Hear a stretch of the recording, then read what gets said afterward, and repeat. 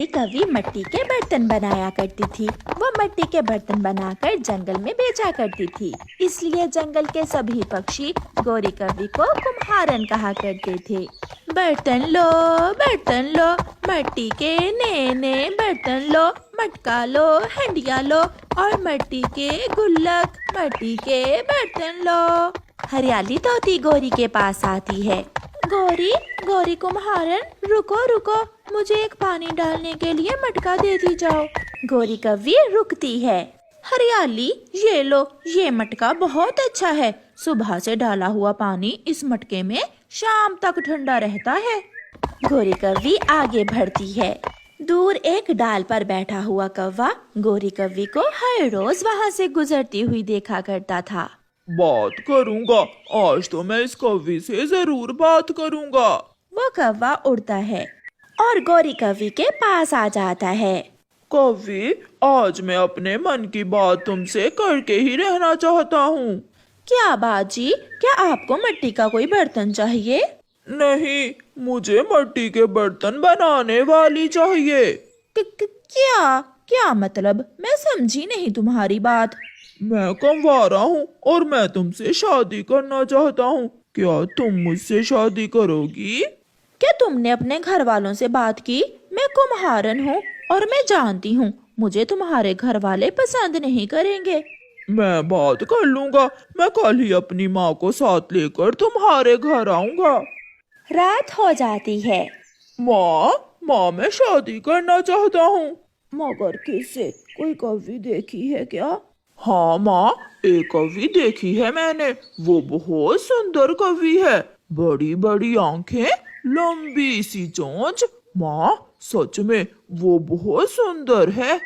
फिर दूसरे दिन कालू कौवा अपनी माँ को साथ लेकर गौरी कवि के घर जाता है।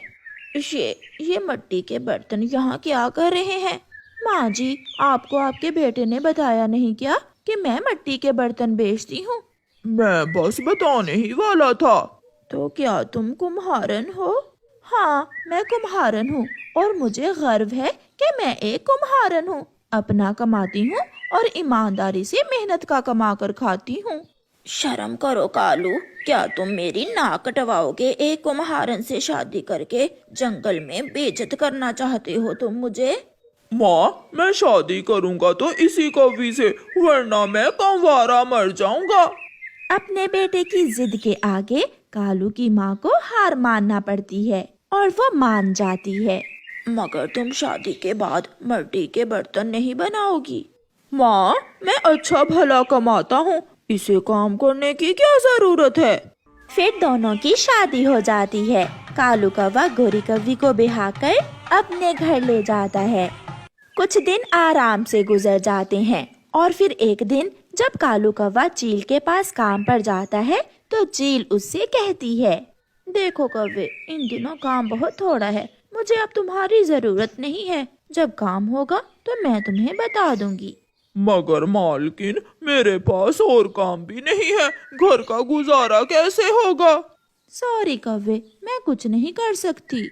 ऐसे कहते हुए चील दरवाजा बंद कर लेती है। परेशान कालू कौवा घर जाता है। क्या बात है पति जी, आज आप बहुत परेशान लग रहे हैं। मालकिन ने मुझे काम से निकाल दिया है। सोच रहा हूँ अब घर का गुजारा कैसे होगा। आप चिंता न करें, जल्द ही कोई और काम मिल जाएगा आपको।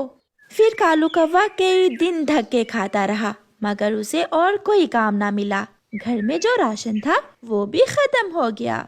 बहू, जब से तुम आई हो ऐसी मनहूस हो, सारा घर ही उजड़ गया है। क्या रसोई में राशन है?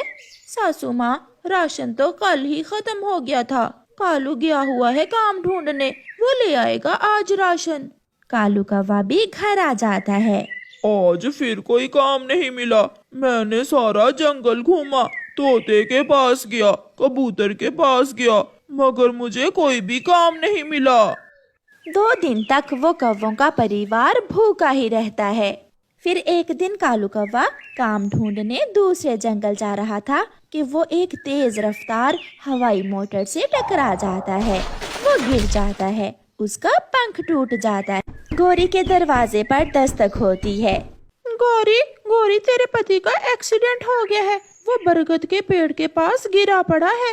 गौरी भागती है और जल्दी से अपने पति को एक टोकरी में डालकर घर ले आती है।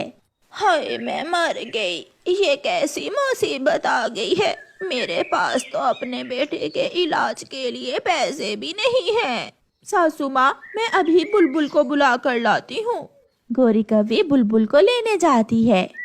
इसका पंख टूट गया है, ऑपरेशन होगा। अगर जल्दी ऑपरेशन ना हुआ तो कालू कौवा कभी उड़ नहीं सकेगा। ये बताकर बुलबुल वहाँ से चली जाती है। गौरी मुझे माफ करना, मैं तुम्हें कोई खुशी ना दे सका। जब से तुमसे मेरी शादी हुई है मैंने तुम्हें दुख ही दिए हैं। कालू बेटा तुम चिंता ना करो, मैं ये घर बेच दूंगी और किसी भी तरह तुम्हारा ऑपरेशन करवाऊंगी। मेरा बेटा फिर से उड़ेगा, जरूर उड़ेगा।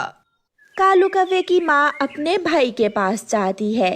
भाई जी, मेरे बेटे कालू का एक्सीडेंट हो गया है, मुझे कुछ पैसे उधार दे दो। कुछ दिनों तक मैं अपना घर बेचकर आपके पैसे लौटा दूंगी। मगर बहन जी क्या बताऊं, खर्चे ही पूरे नहीं होते। इतनी कमाई कहाँ कि मैं जमा कर सकूं। माफ करना बहन, मेरे पास तुम्हें देने के लिए कुछ नहीं है। फिर कालू कौवे की माँ निराश होकर वापस घर आ जाती है।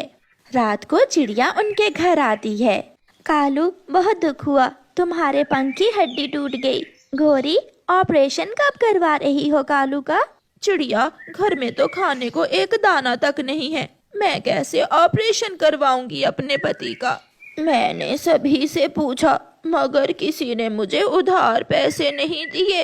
इससे तो अच्छा था मैं मर ही जाता, ऐसी जिंदगी से तो मौत अच्छी। गौरी, तुम शादी से पहले मिट्टी के बर्तन बनाकर बेचा करती थी, तुम फिर से वही काम कर लो। तुम अपने पति का इलाज भी करवा सकोगी और घर भी चला सकोगी। चिड़िया अपने घर चली जाती है। सुबह हो जाती है। गौरी कौवी की सास अपनी बहू से कहती है, बहू मैं जा रही हूँ। मगर कहाँ सासू माँ? मैदान से मिट्टी लेने, और तुम अपने घर जाकर अपनी मिट्टी के बर्तन बनाने वाली चक्की ले आओ। हम दोनों सास बहू मिट्टी के बर्तन बनाएंगे और अपने कालू का ऑपरेशन करवाएंगे। ये सुनकर गौरी हैरान हो जाती है।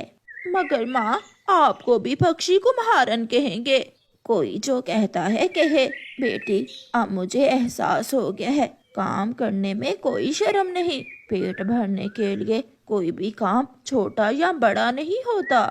फिर कालू की माँ मैदान से मिट्टी लेने जाती है। गौरी भी अपनी बर्तन बनाने वाली चक्की ले आई थी। वो मिट्टी के बर्तन बनाना शुरू करती है और कालू की माँ वो बर्तन जंगल में बेच कर आती है। ऐसे ही कुछ दिनों में सास बहू मिलकर इतने पैसे जमा कर लेती हैं कि कालू के पंख का ऑपरेशन करवा सकें।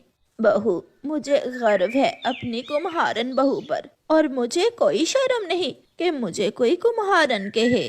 फिर गौरी की सास अपनी बहू को गले से लगा लेती है।